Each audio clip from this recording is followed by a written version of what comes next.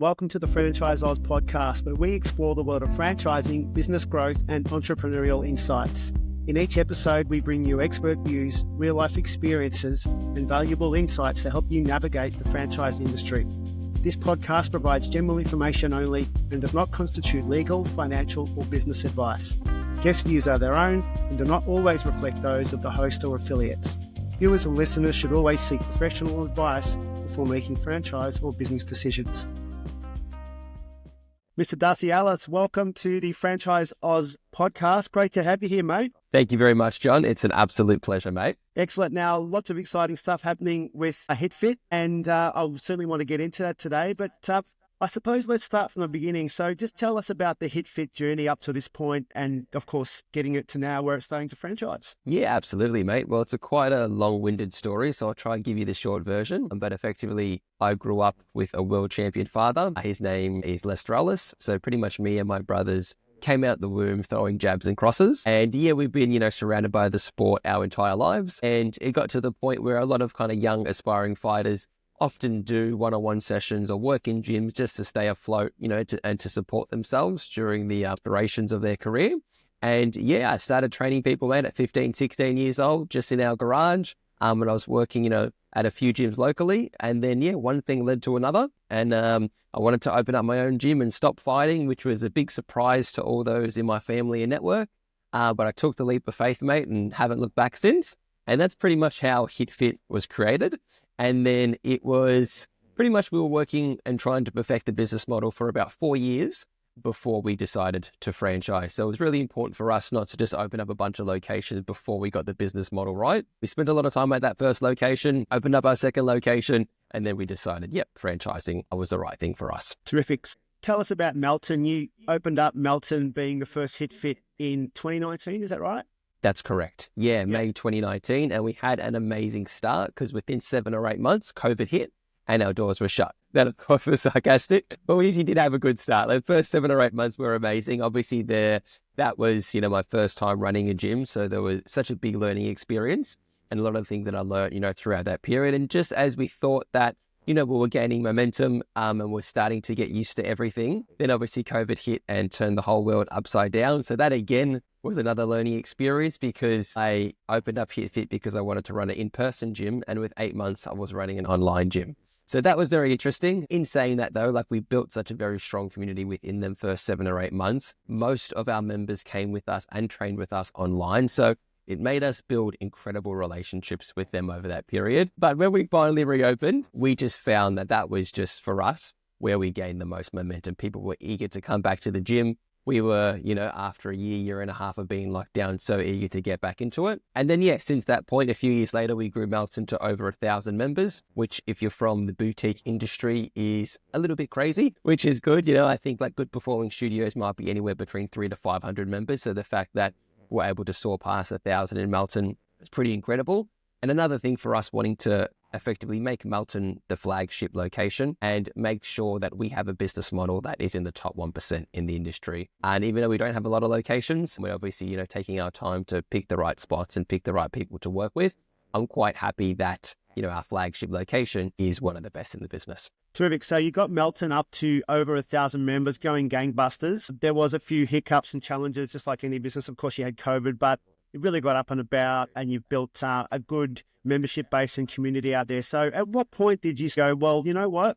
We've got a pretty cool gym here. We've got a pretty good set of circumstances and we can build upon this and let's franchise it. Yeah, well, I think it was the decision to want to open up more locations that happened before franchising. And then once we decided to open up more locations, then I was like, oh, well, we can do it, company owned, the other business out there that franchise. So that was kind of took a bit of working around on my end because I effectively decided I did want to open up another Hitfit at some stage before COVID. So early days, 7, 8 months in, things were going, relatively okay. I was still very much green. I wasn't ready to open up a second location, but I'm like, what, at a certain point, I would love to open up a few more Hitfits. And that just set me on a journey on, obviously why the business was so demanding at that time, starting to invest and starting to learn into, okay, how do I open up a second or a third location? And a massive pivotal moment for me was I reached out to a fitness billionaire, and to my surprise, he reached out to me. And the further I go along in my career, I find sometimes the most successful people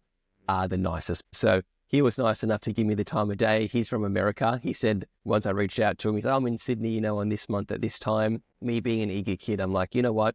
Like, tell me what hotel you're staying at. I'm just going to stay there for the week. As soon as you get 5 minutes at any given time, like, you let me know, and I'm downstairs in the lobby, mate. Like, even if it's a few minutes, I don't mind. Like, I'm just really, really eager to learn from you. So he was fantastic, with me. He sat with me for about an hour. We got along really well. That same night, he went out for dinner with another fitness billionaire and invited me along. So that for me was just like a real mind expansion moment where I really started to be like, my God, like, just often when you speak to people, of course, he's got years and years of experience, but it really started to make me believe in myself. Very similar to my own experiences with my dad, in the sense of, because my dad was a world champion, us kids growing up boxing, I don't want to blow wind up our own backside, but for the time we were boxing, I would say we were better than your average person. Just because, like, oh, my dad was a world champ, I could learn from my dad. Not only that, dad wasn't as involved in our careers, but just the fact that my dad was a world champion just gave us, me and my brothers, the belief that we could become world champions. So that's just how we thought, that's just how we trained. And I guess on the flip side, I didn't have that idol in business. So once I built that relationship with the billionaire, it's just kind of like, it just started to make me believe in myself and start to make me think a lot bigger. The reason I mentioned that story, I think every entrepreneur has that pivotal moment where they're just like, you know what, like, I'm going for it, and that was definitely the moment for me. And the advice he gave me was, if you want to franchise, you have to make sure that your business model is very, very sound and it's repeatable. He's like, it's no point, Hitfit Melton being great, but it just relies on Darcy. If you take Darcy out of the business, then the business doesn't function. And his advice to me was to fly over to the US and try all the different fitness models out there, and then come back and take the best of all the models that I tried and then create your own model, more or less. And 7 days later, I was on a plane to America by myself. I stayed there for a week. I reckon I would have done about 30 or 40 sessions that week, mate. So I was very, very sore. And then when I came back, unfortunately, that's exactly when COVID hit. But through that COVID period, that's when I'm like, okay, how do we open up another location? Do we do it company owned or franchise? And I started, researching about, franchisors, etc., and different franchisor business models. So long-winded answer, John, I do apologize. But yeah, it was through that process that made me realize, you know what, I do want to open up a few more company owned Hitfits. But at the same time, what I think the secret sauce is for any location is when you have an owner-operator and people in the business that live and breathe it. For us, obviously, we're a service-based business. So when you have people in there that are very passionate, that have skin in the game, those type of people really create the community and culture, especially at the start, And I think a lot of franchisors, or a lot of franchise businesses, I should say, do kind of go towards that owner-operator because they know how potent it is when the owner is working in the business. And that's what I loved about the franchising model, and the fact that, we can give people a bit of a playbook on, they might be passionate about fitness or passionate about boxing, but they don't have experience running a gym, and we can give them a playbook to effectively make their dream become a reality. So yeah, there are a couple of things that that made us go, you know what, like, we're going to take the leap. Excellent story. So you've got around some good brains, some good minds, and it sounds like you've leant forward and the path has revealed itself and you're able to get around fitness billionaires, which is amazing. Okay, let's talk about the profile of a franchisee. What do you want them to bring to the table? You said that ideally they may be hands-on. Now, do they need boxing? I'm sure they need to be passionate about health and fitness, right? Absolutely. Yeah, 100%. So they have to be passionate about health and fitness, and they have to be passionate about helping people. I think above all, like, of course, you start a business, to make money. Why else would you start a business? I mean, that's probably one of the reasons of many for a lot of people. But you have to be passionate about helping people. Like, we are a people business. So I think that first and foremost is very, very important. I would say you don't have to come from a health and fitness background per se. I mean, I think it's one or two things. You either come from a health and fitness background and you don't have business experience, or you don't come from a health and fitness background, but you do have business experience. So I think one of the two is important. If you have both, then that's amazing. If you come from a health and fitness background and you do have business experience, well, that's fantastic. But there needs to be something there and a reason why you want to become a franchisee beyond, oh, I just want to make money. Yeah, okay. So you need to have some skin in the game. You need to be passionate about helping people. It certainly is a platform to do that. I've been out to Melton, how to train, so I'll speak to that in a bit. What are the support mechanisms? There's a whole bunch of stuff on socials now about Hitfit, and it's a full turnkey setup for the franchisee. So just talk us through that, what that might look like for a franchisee. Yeah, absolutely. I think, Like, of course, we have, all the standard documents, everything online, step-by-step guide, what you need to do to be successful. But what I found with that stuff, and even though that has taken us a ridiculous amount of time to set up, and there's been so much manpower and resources put into creating all these manuals and things like that, in my experience, no one learns better than when they're with another human being. So that's been really important for us to be as hands-on as possible. We're there with the franchisees. We're meeting with them on a weekly, bi-weekly, monthly basis. We know all their numbers just as good as our own company-owned, locations effectively. And that hands-on support for us has been invaluable. And our first franchisee out in Hoppers Crossing, Victoria, have absolutely hit the ground running.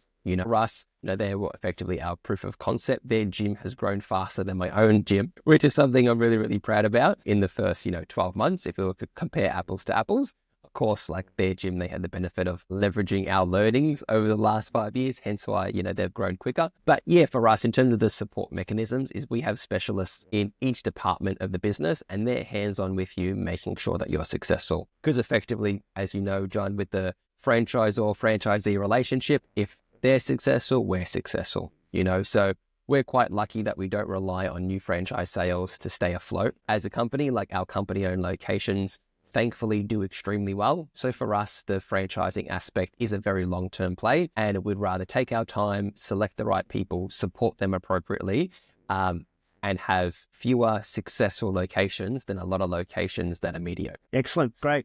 That sounds amazing.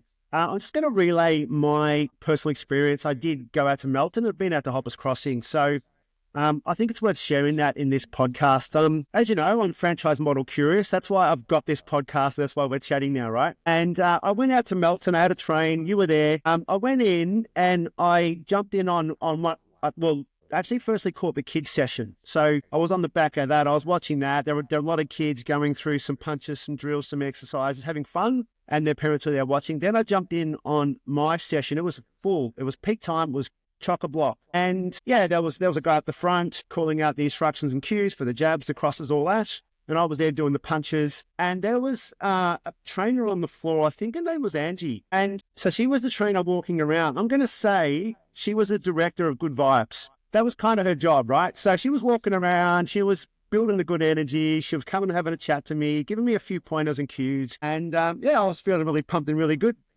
during a fairly vigorous workout. And then there are a couple of members next to me, like either side, and I suppose you would call them the OGs, like they've been there for a fair while. So they would come up to me again, like in between intervals, and, how's it going? What's happening? Just have a little bit of chat, just kind of keep me perked up. And I'm like, wow, what a wonderful atmosphere. And I thought, this has got all the good stuff that you want from training, boxing, without some of the old school bad stuff that people might have in their mind about being sweaty, or you walk in and there's a pecking order and it's a bit intimidating. It was the complete opposite of that, and really a lot of fun. And, definitely on the drive home, I felt like I'd had a workout and had to jump in a hot bath when I got home. So it was great. Now, if you encapsulate that for across all of your sites, and I've been out to Hoppers Crossing and I had the same sort of energy, I definitely feel like it's heading in the right trajectory. I appreciate that, John. Thank you very much, mate. We welcome feedback, whether it's positive or negative. We're always trying to get better, but hearing positive feedback like that is music to my ears, mate. And that's kind of the biggest thing for us. And like, I guess to that point as well, like that is the secret sauce. I mean, it doesn't matter how good your workouts are, how many calories they burn per hour, like all them things, yes, are important, but that's what all gyms have. It's how you make people feel when they walk in your facility. And like the gym business, it's a people business, so how well you develop your team, how well, you train your coaches and all your staff, like that really is the secret sauce. So to hear that you've come down and you've had an amazing experience, not just from the staff, but also from the other members, is amazing. And yeah, our members are just incredible. And I think if they were welcomed that way, they walk in the door and, they were supported, naturally, that just filters down, and then they feel, not even whether it's a conscious thing or not, then they just support other members that have walked through the door, because they know, like, how it can be nerve-wracking to walk into the door for the first time. So they're there and they're supporting each other. So it's just an environment where everyone helps each other, and again, it's just amazing to hear that you've had that experience at Melton and at Hoppers Crossing.